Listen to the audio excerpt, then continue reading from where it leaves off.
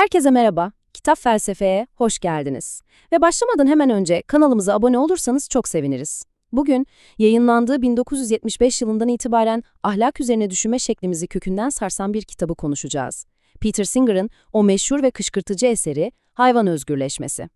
Kitap daha girer girmez bize bu tokat gibi soruyu soruyor. Hayvanlara davranış şeklimizin aslında ırkçılık ya da cinsiyetçilik gibi savunulamaz bir önyargı olup olamayacağını sorgulatıyor. Singer bu karşılaştırmayla aslında bildiğiniz tüm ahlaki temelleri sarsmayı hedefliyor. Gelin bu radikal argümanın temellerine birlikte inelim. Şimdi Singer'ın argümanı aslında inanılmaz derecede basit bir temelden yola çıkıyor ama aynı zamanda da devrimci. Hepimizin en azından insanlar için kabul ettiği bir ilkeyi alıyor ve onu sonuna kadar, mantıksal sonuçlarına kadar götürüyor. Nedir bu ilke? Eşitlik ilkesi. Bu fikrin o dönem için ne kadar radikal, hatta saçma bulunduğunu anlamak için tarihte kısa bir yolculuk yapalım mı? 18. yüzyılda Mary Wollstonecraft kadın hakları üzerine yazdığında bir filozof onunla dalga geçmek için hayvan haklarının gerekçelendirilmesi diye bir parodi metin yazmıştı. Düşünsenize, hayvanlara eşitlik tanıma fikri o kadar absürt görülüyordu ki başka bir haklı mücadeleyi, kadın hakları mücadelesini tiye almak için kullanılıyordu.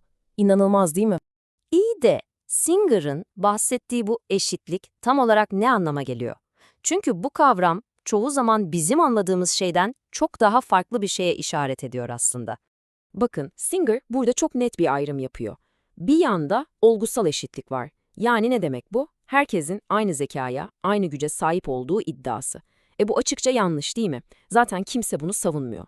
Asıl olay ahlaki eşitlikte. Yani bir canlının çıkarları söz konusu olduğunda o canlının kim olduğuna bakmadan o çıkarlara eşit derecede önem vermek. Çok basit bir örnek. Zeki bir insanın çektiği acı, daha az zeki bir insanın çektiği acıdan daha önemli değildir. Acı acıdır. Tamam, ilke harika ama bir sorun var.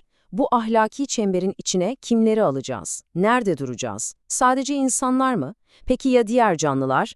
İşte o kritik çizgiyi, o sınırı tam olarak nereye çekmeliyiz? Singer'ın cevabı hem çok basit hem de çok güçlü. Diyor ki, acı çekme kapasitesi. Yani bir varlığın çıkarlarından bahsedebilmemiz için o varlığın en azından haz veya acı gibi duyguları deneyimleyebilmesi lazım. Mesela bir taşı tekmelemek ahlaki bir sorun değil. Neden? Çünkü taşın hisleri yok, canı acımaz. Ama bir fareyi tekmelemek, işte o bambaşka bir durum çünkü o fare acı çeker. Ve bu fikir aslında yeni de değil, ünlü faydacı filozof Jeremy Bentham'ın ta 18. yüzyılda sorduğu o meşhur soruya dayanıyor. İşte Singer'a göre ahlaki kaygımızın sınırını çizecek tek mantıklı, tek savunulabilir ölçüt bu. Acı çekebilme yetisi, yani duyarlılık. İşte bu temel üzerine Singer artık argümanının merkezine oturacak o meşhur kavramı ortaya atıyor. İnsan olmayan hayvanlara karşı ön yargımızı tanımlamak için yepyeni bir terim. Bu kavrama türcülük adını veriyor. Aynen ırkçılık veya cinsiyetçilik gibi.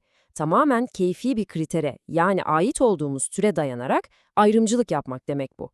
Kısacası sırf insan olduğumuz için bizim çıkarlarımızın diğer türlerin çıkarlarından her zaman daha önemli olduğunu düşünme önyargısı. Ve işte burada Singer kitabın en vurucu, en tartışmalı hamlesini yapıyor. Diyor ki, bir canlının acısını sırf o farklı bir türden diye daha az önemsemekle, bir insanın acısını sırf farklı bir ırktan diye önemsememek arasında temelde hiçbir ahlaki fark yoktur. Mantık hatası ikisinde de tıpatıp aynı.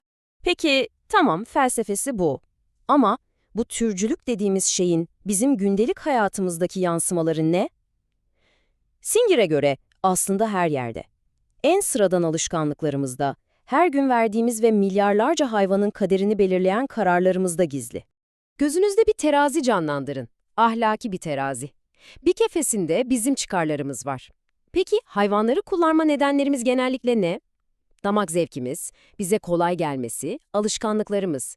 Yani bizim için hayati olmayan daha çok keyfi çıkarlar. Şimdi terazinin diğer kefesine bakalım. Orada ne var? Hayvanların çıkarları. Bizim bu görece önemsiz, keyfi çıkarlarımız için onların en temel, en önemli çıkarları feda ediliyor. Acıdan kaçınma hakkı ve en temel hak olan yaşama hakkı. İşte Singer'ın bize gösterdiği ve bir kere görünce unutmanın imkansız olduğu o derin ahlaki dengesizlik tam olarak bu.